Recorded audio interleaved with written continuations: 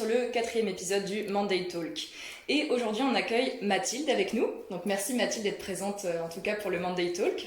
Merci à toi de m'avoir invitée sur ton Monday Talk et bravo pour tout ce que tu fais dans ta vie et sur les réseaux sociaux, ça nous inspire beaucoup. Merci beaucoup, toi aussi tu es une personne en tout cas qui m'inspire énormément, d'où ta présence aujourd'hui. Et donc du coup Mathilde a fondé son entreprise qui s'appelle Apprentis Vivants, dont elle va nous parler aujourd'hui. Donc Mathilde, est-ce que tu peux nous parler un peu de ton histoire ? Avec plaisir. Donc moi je m'appelle Mathilde Clodon, j'ai 22 ans et en fait mon histoire actuelle elle a commencé après mes 19 ans. Je me suis vraiment découverte à ce moment-là. Pour faire très rapide, j'ai toujours été très bonne élève à l'école. J'avais ce qu'on appelle des facilités et je m'enfermais vraiment là-dedans. D'accord. Naïvement j'écoutais les personnes qui me disaient il faut faire de grandes études pour réussir, mais en fait j'avais pas d'idée de ce que c'était de réussir.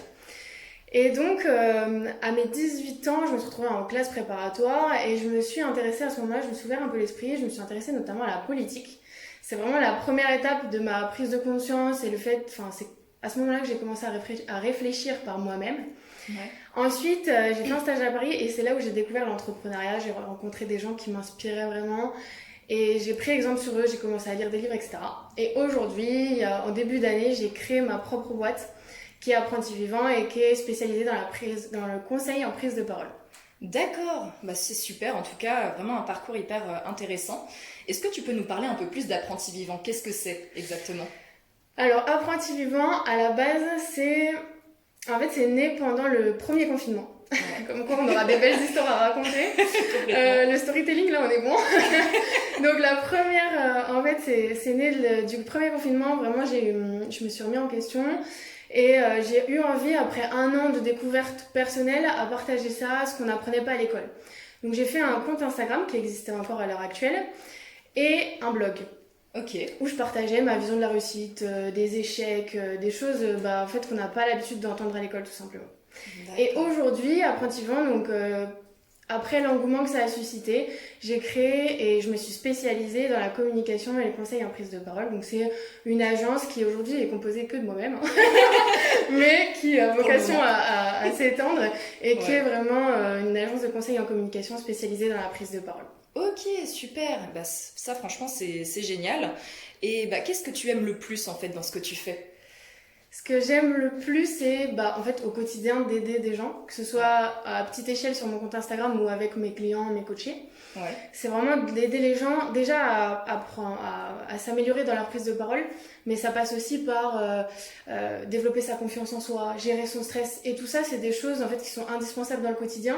Oui. Donc j'ai l'impression vraiment d'impacter les gens à long terme. Et ça, c'est vraiment ce qui me fait lever le matin, quoi. Ouais, les aider à avoir plus confiance en eux pour les différentes prises de parole et tout, parce que c'est vrai que c'est un exercice qui est pas du tout facile. Et c'est vrai qu'un accompagnement, c'est quand même assez intéressant. Donc ouais, mais en tout cas, j'aimerais bien savoir quel a été ton état d'esprit, en fait, quand tu as fondé la boîte, et quel est ton état d'esprit au quotidien ? Alors, mon état d'esprit...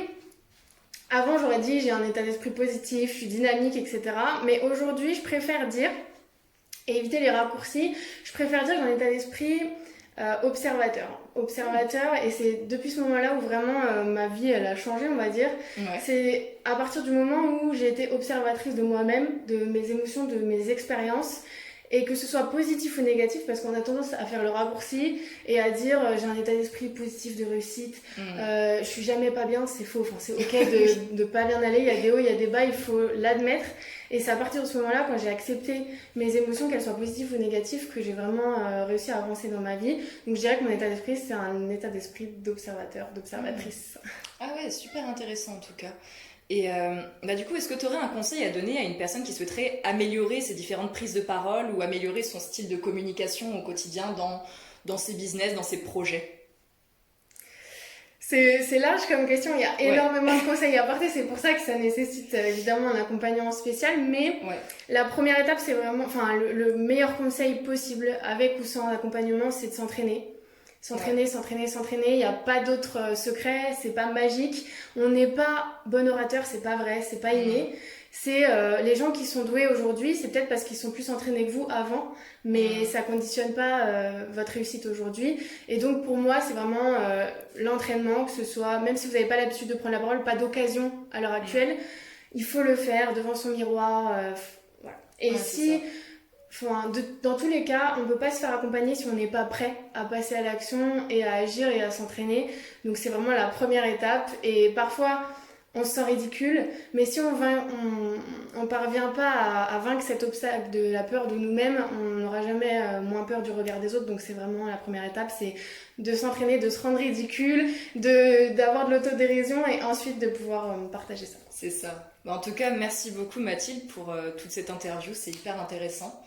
Et voilà, en tout cas, c'est la fin de cet épisode.